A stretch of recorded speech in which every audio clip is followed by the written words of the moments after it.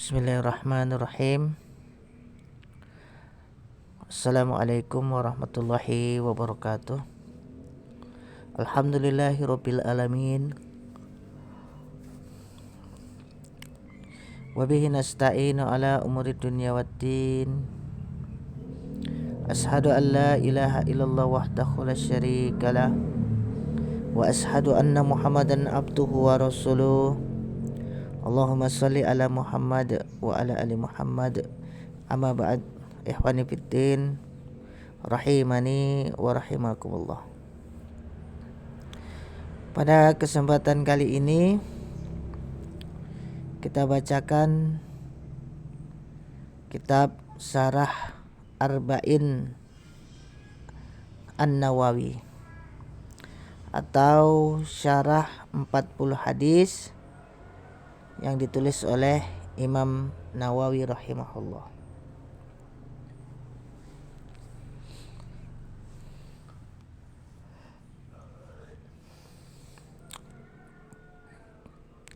Yaitu hadis yang pertama tentang amal perbuatan bergantung kepada niat. Adapun hadisnya yaitu an Amiril Mu'minina Abi Habsin Umar bin Khattab radhiyallahu anhu qala sami'tu Rasulullahi sallallahu alaihi wasallam yaqul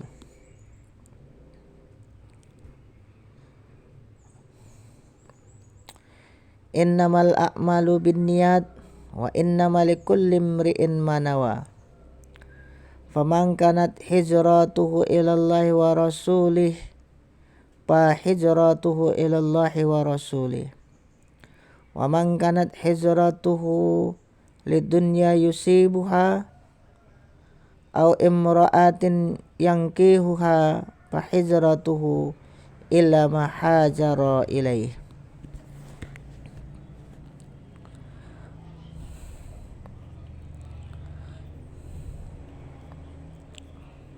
Rawahu Imam Muhaddisina Abu Abdillah Muhammad bin Ismail bin Ibrahim bin Mughirah bin Bardisbah Al-Bukhari wa Abu Husaini Muslim bin Hajjaji bin Muslim Al-Qusairi An-Naisaburi bi sahihaihima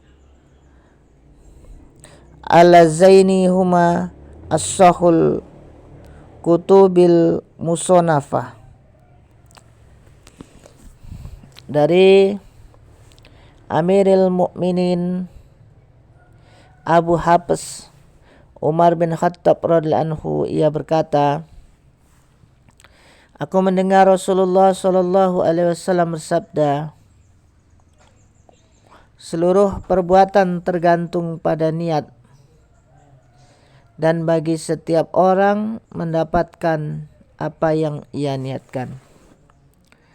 Barang siapa yang niat hijrahnya kepada Allah dan Rasulnya, maka nilai hijrahnya pada Allah dan Rasulnya.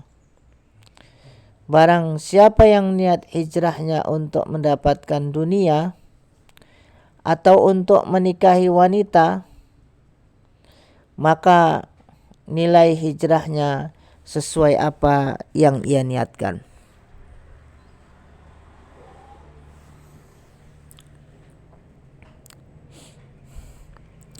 Hadis ini diriwayatkan oleh dua imam para ahli hadis, yaitu Abu Abdullah Muhammad bin Ismail bin Ibrahim bin Mughirah bin Bardisbah Al-Bukhari dan Abul Husain Muslim bin Hajjaj bin Muslim Al-Qusairi An-Naisaburi, dan dalam kedua kitab mereka yang dianggap kitab paling sahih.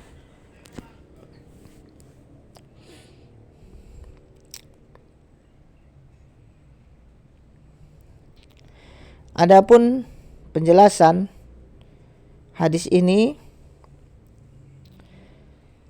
yaitu hadis ini hadis sahih yang disepakati kesahihannya, agung kedudukannya, dan banyak faidah dan nilai yang terkandung di dalamnya. Hadis ini diriwayatkan oleh Imam Abu Abdillah Al-Bukhari di beberapa bab dalam kitab sahihnya, dan oleh Abul Husain Muslim bin Al-Hajjaj di akhir bab jihad. Hadis ini termasuk salah satu hadis yang menjadi titik sentral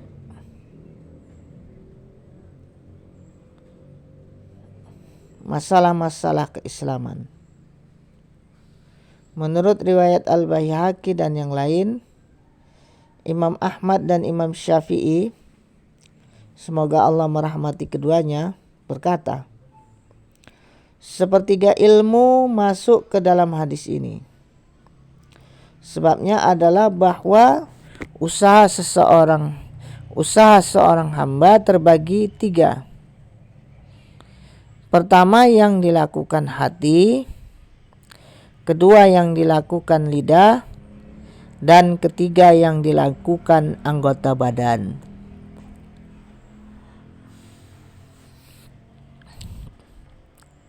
Sementara niat termasuk salah satu yang 3 ini. Diriwayatkan dari Imam Syafi'i rahimahullah bahwa ia berkata, hadis ini menjadi landasan bagi 70 bab dalam masalah fikih. Sebagian ulama lain mengatakan hadis ini merupakan sepertiga Islam. Mengenai hal ini, Abu Daud berkata, aku mengamati hadis musnad, yaitu yang disandarkan kepada Rasul. Ternyata aku dapatkan ada 4.000 hadis. Kemudian aku amati lagi, ternyata yang 4.000 hadis tersebut terfokuskan atas 4 hadis, yaitu hadis Nu'man bin Bashir yang berbunyi al-halal bayin wal haram bayin.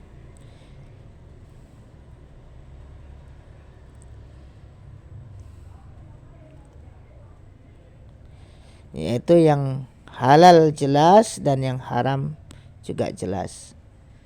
Hadis Umar yang sedang dibahas ini hadis Abu Hurairah yang berbunyi innallaha tayyib la yaqbalu illa tayyib. Sesungguhnya Allah itu baik dan menyukai dan tidak menerima kecuali yang baik. Dan hadis Abu Hurairah juga yang berbunyi min husnul Islam mar'u tarkuhu malayakni, yaitu dari bagusnya keislaman seseorang meninggalkan apa yang tidak berguna baginya. Ia mengatakan masing-masing hadis yang 4 ini merupakan 1/4 ilmu. Kemudian para ulama menyantumkan hadis ini di permulaan kitab-kitab yang mereka karang. Di antaranya adalah Imam Abu Abdullah Al-Bukhari Abdurrahman bin Mahdi berkata, penting bagi setiap yang mengarang kitab untuk memulainya dengan mencantumkan hadis ini sebagai peringatan kepada pelajar untuk meluruskan niat.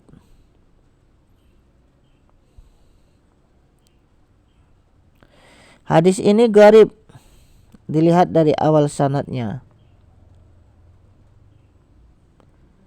dan masyhur. Gharib dan masyhur merupakan 2 istilah dalam ilmu hadis. Yang dimaksud dengan gharib adalah hadis yang pada rangkaian perawinya terdapat 1 orang saja dalam 1 tingkat atau lebih. Sementara masyhur adalah hadis yang di salah satu tingkat rangkaian sanad atau perawinya hanya 2 orang. Dilihat dari bagian akhir sanadnya, di mana yang meriwayatkan hadis dari Nabi Shallallahu Alaihi Wasallam ini hanyalah Umar bin Khattab radhiyallahu anhu. Yang meriwayatkan dari Umar radhiyallahu anhu hanya Alqamah bin Abi Waqqas. Yang meriwayatkan dari Al-Alqamah hanya Muhammad bin Ibrahim At-Taimi, dan yang meriwayatkan dari Muhammad hanya Yahya bin Said Al-Ansari. Setelah itu kemudian hadis diriwayatkan oleh banyak orang. Yang meriwayatkan dari Yahya lebih dari 200 orang. Kemudian kata innama digunakan untuk memberi batasan dalam menetapkan sesuatu yang disebutkan dan menafikan hal-hal yang tidak disebutkan. Menafikan artinya meniadakan. Lafal tersebut terkadang menuntut pembatasan mutlak dan terkadang menuntut pembatasan terbatas. Hal itu dapat dipahami dari qarinah atau indikator atau tanda-tanda. Seperti dalam firman Allah, innama anta mungzirun. Lahiriah ayat tersebut menunjukkan bahwa tugas Rasul terbatas pada pemberi peringatan.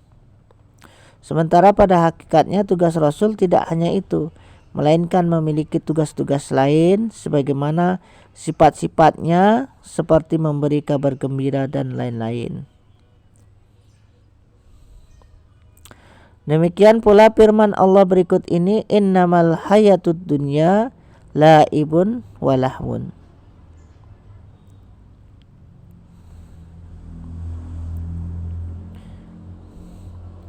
Dilihat dari sisi orang yang memprioritaskan dunia, zahir ayat ini menunjukkan terbatasinya kehidupan dunia dalam main-main. Akan tetapi dilihat dari sisi hakikatnya, dunia mungkin saja menjadi sebab dan sarana untuk kebaikan. Oleh karena itu, pembatasan tersebut hanya dalam konteks keumumannya. Dengan demikian, bila ada kata innama, maka harus ditimbang dan diperhitungkan.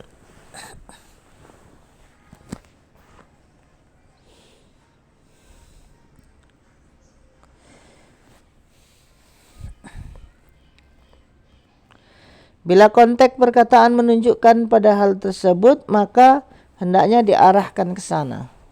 Tapi jika tidak ada indikator yang mengarahkan kepada hal tertentu, maka kata tersebut digunakan untuk pembatasan mutlak. Yang termasuk ke dalam pembatasan mutlak adalah hadis ini. Yang dimaksud dengan amal perbuatan adalah amalan-amalan yang memiliki nilai pahala.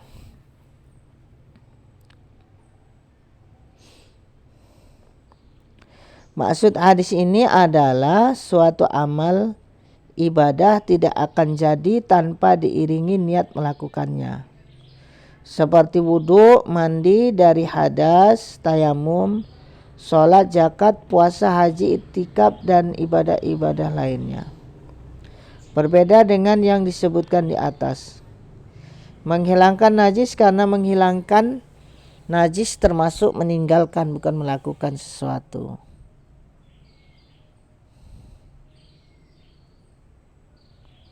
Maka ia tidak memerlukan niat.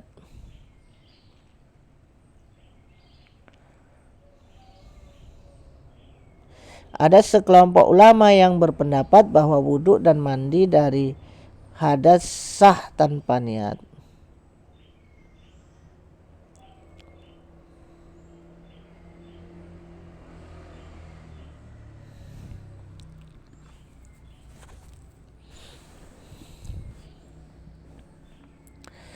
Dalam ungkapan Rasulullah SAW, innamal a'malu binniyat, ada sesuatu yang dibuang.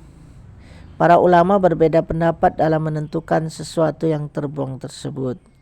Para ulama yang mengharuskan adanya niat dalam amal ibadah menentukan yang terbuang itu adalah kata sahnya. Jadi lengkapnya demikian. Sesungguh sahnya amal-amal ibadah tergantung pada niat. Sementara ulama yang tidak mengharuskan niat dalam amal ibadah menentukannya yang terbuang itu adalah kesempurnaan. Secara lengkapnya hadis tersebut berbunyi, sesungguhnya kesempurnaan amal ibadah hanyalah dengan niat. Jadi dalam memaknai inamal a'malu binniat, para ulama berbeda pendapat. Ada yang berpendapat bahwasannya maknanya menggunakan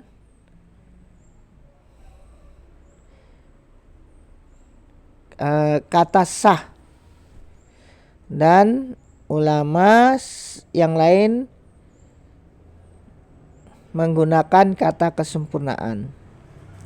Adapun ulama yang mengatakan memaknai inamal a'malu binniat dengan kata sah, maka dimaknai dengan sesungguhnya sahnya amal-amal ibadah tergantung pada niat. Adapun ulama lain yang memaknai dengan kesempurnaan, maka inamal a'malu binniat dimaknai dengan sesungguhnya kesempurnaan amal ibadah hanyalah dengan niat. Jadi mengenai perkara niat, para ulama berbeda pendapat. Ada yang mengatakan bahwasanya amal itu sah. Amal itu akan sah apabila dengan niat. Dan ulama yang lain mengatakan bahwasanya sempurnanya amal itu adalah dengan niat. Jadi ulama berbeda pendapat. Menurut Al-Khattabi, ungkapan Rasulullah SAW, wa innama likulli imri'in manawa, menunjukkan pengertian khusus, yaitu keharusan. Menentukan amal dengan niat tidak seperti ungkapan yang pertama. Syekh Muhyiddin An-Nawawi berkata, ungkapan tersebut memberi pengertian bahwa menentukan sesuatu yang diniati merupakan syarat. Contohnya, jika seseorang berkewajiban melakukan sholat yang terlewati, maka ia tidak cukup meniatkan sholat yang terlewati, akan tetapi disyaratkan menentukan macam sholatnya, seperti zuhur, asar, atau yang lainnya. Andai kata tidak ada ungkapan Rasulullah SAW yang kedua, maka ungkapan beliau yang pertama menegaskan sahnya niat, yaitu seperti sholat tanpa penentuan macam sholat, atau setidaknya memberikan dugaan seperti itu. Allahu a'lam. Jadi menurut Imam Nawawi, apabila seseorang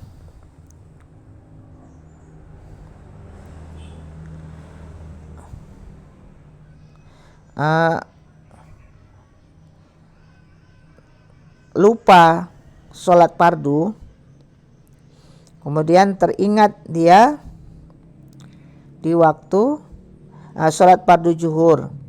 Misalnya dia lupa sholat fardu zuhur dan baru teringat ketika setelah melaksanakan sholat asar. Maka ketika dia mau mengganti atau mau melaksanakan sholat zuhur itu, maka tidak cukup dengan niat mau sholat saja, tapi harus diniatkan dia mau sholat apa. Seperti itu. Wallahu ta'ala a'lam. Kemudian ungkapan Rasulullah SAW, faman kanat hijratuhu ilallahi wa rasulihi fa hijratuhu ilallah wa rasulih. Yaitu barang siapa yang hijrahnya karena Allah dan Rasulnya, maka hijrahnya karena Allah dan Rasulnya. Menurut ahli bahasa Arab bahwa syarat dan jawab atau mubtada dan khobar harus berbeda. Sementara di sini syarat dan jawab sama, maka jawabnya adalah sebagai berikut. Barang siapa yang hijrahnya kepada Allah dan Rasulnya dalam niat dan maksudnya, maka hijrahnya kepada Allah dan Rasulnya dalam hukum dan mendapat nilai dalam syariat. Hadis ini muncul dengan adanya sebab, yaitu sebagaimana riwayat yang menerangkan bahwa ada seseorang yang hijrah dari Mekah ke Madinah dengan niat ingin menikahi seorang wanita yang ikut hijrah.